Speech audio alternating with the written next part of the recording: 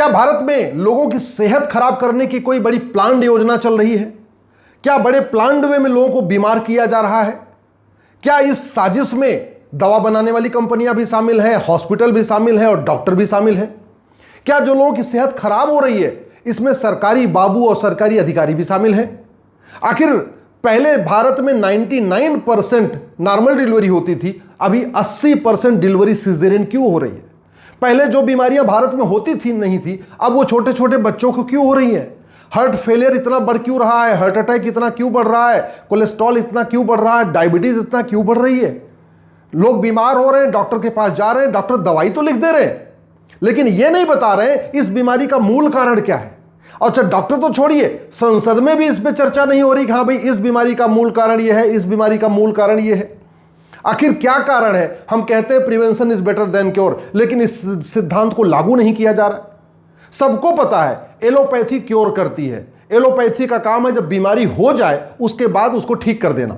वहीं दूसरी तरफ हमारी जो चिकित्सा व्यवस्था है, हमारा जो आयुर्वेद है, हमारा जो नेचुरोपैथी है, हमारा जो योग है, वो प्रिवेंशन करता है और हम कहते हैं prevention is better than cure. इसके बावजूद जो हमारा प्रिवेंशन करने वाला व्यवस्था है, नेचुरोपैथी, आयुर्वेद, योग, उसको हम प्रमोट भी नहीं कर रहे। हम कहते हैं पहला सुख निरोगी काया, और प्राइमरी में और जूनियर हाई स्कूल में हम स्वास्थ्य विज्ञान हम पढ़ा ही नहीं रहे। क्या हम जानबूझ के चाहते हैं कि बच्चों को स्वास्थ्य के बारे में पता ही न रहे, इसलिए कुछ भी खाएं, कभी भी खाएं और बाद में बीमार पड़ जाए? आखिर क्या कारण है? हम इतने विषय पढ़ा रहे हैं लेकिन 1 से लेकर 10वीं तक, हाई स्कूल तक एक स्वास्थ्य विज्ञान हम पढ़ा नहीं रहे। क्या कारण है कि हमने शिक्षा मित्र अपॉइंट कर दिया लेकिन हमने स्वास्थ्य मित्र अपॉइंट नहीं किया, योग मित्र अपॉइंट नहीं किया? इसलिए मैं कह रहा हूं अब इसके ऊपर गंभीरता के साथ चर्चा होना जरूरी है। जब हम कहते हैं पहला सुख निरोगी काया, शरीर स्वस्थ रहेगा तो सब ठीक रहेगा, तो हम प्राइमरी में एक योग मित्र या शिक्षा मित्र, स्वास्थ्य मित्र क्यों नहीं अपॉइंट कर रहे? हम एक प्राइमरी में आहार चिकित्सा, नेचुरोपैथी, स्वास्थ्य कैसे ठीक रहे इसके ऊपर क्यों नहीं चर्चा हो रही है? हम प्राइमरी में क्यों नहीं पढ़ा रहे हैं कि कब खाना चाहिए, क्या खाना चाहिए, कितनी बार खाना चाहिए? हम प्राइमरी में क्यों नहीं पढ़ा रहे हैं कि क्या नहीं खाना चाहिए और किस महीने में क्या खाना चाहिए? आखिर हमारे देश में दुनिया के सबसे अच्छे अच्छे डॉक्टर हुए, महर्षि पतंजलि यहीं हुए, महर्षि चरक यहीं हुए, महर्षि सुश्रुत यहीं हुए, आचार्य सारंगधर ही हुए, भाव प्रकाश जी यहीं हुए, माधवकर जी यहीं हुए। वो लोग कोई MBBS MD करके तो नहीं आए थे, उन्होंने तो यहीं की चिकित्सा व्यवस्था में पढ़ा, यहीं उन्होंने शोध किया, यहीं किताब लिख दिया। आखिर क्या कारण है कि हम प्राइमरी में और जूनियर हाई स्कूल में महर्षि पतंजलि को नहीं पढ़ा रहे, महर्षि चरक को क्यों नहीं पढ़ा रहे, महर्षि सुश्रुत को क्यों नहीं पढ़ा रहे, महर्षि वाग्भट ने जो अपनी पुस्तक में लिखा उसको हम क्यों नहीं पढ़ा रहे, आचार्य सारंगधर, महर्षि माधवकर को हम क्यों नहीं पढ़ा रहे? हमारे यहाँ जब prevention is better than cure की व्यवस्था है, हम उसको इंप्लीमेंट क्यों नहीं कर रहे? आखिर क्या कारण है कि जो अंग्रेजों ने यहाँ शिक्षा व्यवस्था लागू किया था, अंग्रेजों ने जो चिकित्सा व्यवस्था लागू किया था, हम उसको बदल क्यों नहीं रहे? जो अंग्रेजों ने यहाँ मेडिकल सिस्टम को प्रमोट करने के लिए, अपने एलोपैथी को प्रमोट करने के लिए व्यवस्था बनाई, हम उसको क्यों नहीं बदल रहे? आखिर हम 12वीं के बाद जैसे BSc होती है, bachelor of science, bachelor of commerce, वैसे एक बैचलर ऑफ मेडिसिन के नाम पे, बैचलर ऑफ हेल्थ के नाम पे एक नया कोर्स 4 साल का क्यों नहीं शुरू करें? कि इंटीग्रेटेड कोर्स क्यों नहीं शुरू कर रहे हैं कि भाई 4 साल तक सब लोगों को सब पढ़ना है। 4 साल तक चूंकि शरीर तो एक ही है, व्यक्ति वही है, और कौन सी बीमारी किस तरीके से ज्यादा अच्छी तरीके होगी वो सबको पढ़ाया जाए। हम शुरुआत में ही क्यों अलग अलग हम विधा कर दे रहे हैं कि MBBS का अलग सिलेबस, BMS का अलग सिलेबस, BMH? अरे भैया, अल्टीमेटली लक्ष्य क्या है? लक्ष्य है व्यक्ति को ठीक करना। अगर किसी का 2 पॉइंट दबाने से बीमारी ठीक हो जाए तो वो डॉक्टर को पता होनी चाहिए। अगर किसी को व्रत करने से बीमारी ठीक हो जाए वो पता होनी चाहिए। अगर कुछ आहार में बदलाव करके बीमारी ठीक हो जाए तो वो भी डॉक्टर को पता होनी चाहिए। ये दवा खा खा के बीमारी क्यों ठीक करना? ऑपरेशन के जरिए बीमारी क्यों ठीक करना? आखिर क्या कारण है कि पहले डिलीवरी के समय, प्रेगनेंसी के समय 6 महीने तक कहा जाता था आप काम करते रहिए? आखिर अब क्या कारण है कि डॉक्टर पहले महीने कह देते हैं काम करना छोड़ दो? क्या ये प्लानिंग होती है कि हाँ भाई काम करना छोड़ देंगे तो बाद में अंत में सीजेरियन होगा ही होगा, बाद में ऑपरेशन करना ही पड़ेगा? इसके ऊपर अब गंभीरता के साथ चर्चा होनी चाहिए। आखिर क्या कारण है कि हम मेडिकल का इंटीग्रेटेड कोर्स क्यों नहीं लागू कर रहे हैं? आखिर हम डॉक्टर का मतलब केवल MBBS क्यों? डॉक्टर का मतलब आयुर्वेदिक डॉक्टर क्यों नहीं? डॉक्टर का मतलब नेचुरोपैथी डॉक्टर क्यों नहीं? डॉक्टर का मतलब योग का डॉक्टर क्यों नहीं? आखिर हम आयुष्मान कार्ड तो बना रखे हैं और उसमें आयुष रखा ही नहीं हमने। यानी अगर आपके पास आयुष्मान कार्ड है तो आप एलोपैथिक डॉक्टर से दवाई तो ले सकते हैं, लेकिन आप नेचुरोपैथी में दवाई नहीं ले सकते, आप आयुर्वेदिक दवाई नहीं ले सकते, आप होम्योपैथिक दवाई नहीं ले सकते। नाम है उसका आयुष्मान कार्ड और उसमें आयुष है ही नहीं। ऐसे हेल्थ इंश्योरेंस आप ले लीजिए, इलाज केवल और केवल आप एलोपैथिक इलाज करा सकते, आप नेचुरोपैथी हेल्थ इंश्योरेंस के जरिए इलाज ही नहीं करा सकते, आप जो है आयुर्वेद में इलाज नहीं करा सकते। तो ये भारत की जो चिकित्सा व्यवस्था है जो प्रिवेंशन करती है उसको फोकस करने की बजाय एलोपैथिक चिकित्सा व्यवस्था जो केवल क्योर करती उसके ऊपर हमने फोकस क्यों किया हुआ है। आखिर भारत में इतनी अनिद्रा बढ़ रही है, इतनी एंजाइटी की प्रॉब्लम बढ़ रही है, इसका रूट काज के ऊपर चर्चा क्यों नहीं हो रही है। हमने जगह जगह हॉस्पिटल तो खोल दिए, भाई ठीक है, जिसको एंजाइटी होगी, जिसको डिप्रेशन होगा, जिसको इंसोम्निया होगी, जिसको अनिद्रा होगी, मेंटल हमने हॉस्पिटल खोल दिया, आइए इलाज कराइए।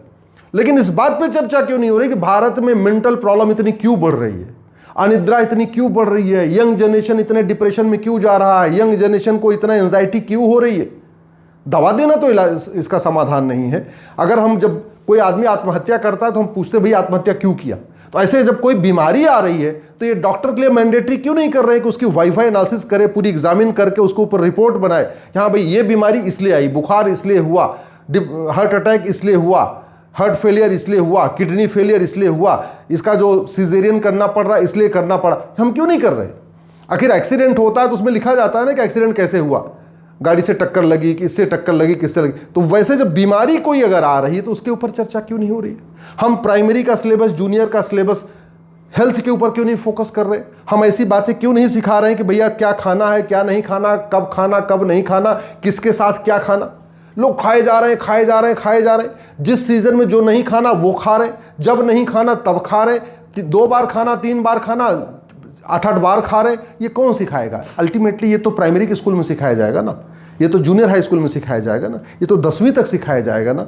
इसको क्यों नहीं सिखाया जा रहा है, अब इसके ऊपर चर्चा करना ज़रूरी है। मुझे लगता है कि चूंकि दवा का बड़ा कारोबार हो चुका है, हॉस्पिटल का बड़ा कारोबार हो चुका है, जब अगर हम प्राइमरी में ही महर्षि पतंजलि को पढ़ाएंगे, प्राइमरी में ही हम महर्षि सुश्रुत को पढ़ाएंगे, महर्षि चरक को पढ़ाएंगे, महर्षि वाग्भट को पढ़ाएंगे, महर्षि सारंगधर को पढ़ाएंगे, महर्षि माधवकर को पढ़ाएंगे, उन्होंने क्या कहा है उसको पढ़ाएंगे, अगर हम योग मित्र पॉइंट कर देंगे, अगर हम स्वास्थ्य मित्र पॉइंट कर देंगे, प्राइमरी में ही एक स्वास्थ्य विज्ञान, जूनियर में ही एक स्वास्थ्य विज्ञान के नाम से किताब शुरू कर देंगे, तो लोग बीमार नहीं होंगे। अब बीमार नहीं होंगे तो स्वाभाविक सी बात है डॉक्टर के ऊपर बर्डन कम हो जाएगा, लेकिन बीमार नहीं होंगे तो दवा कंपनियों का नुकसान होगा, बीमार नहीं होंगे तो डॉक्टरों का भी नुकसान होगा, बीमार नहीं होंगे तो हॉस्पिटल का भी नुकसान होगा। तो कहीं ये कोई साजिश चल रही है क्या।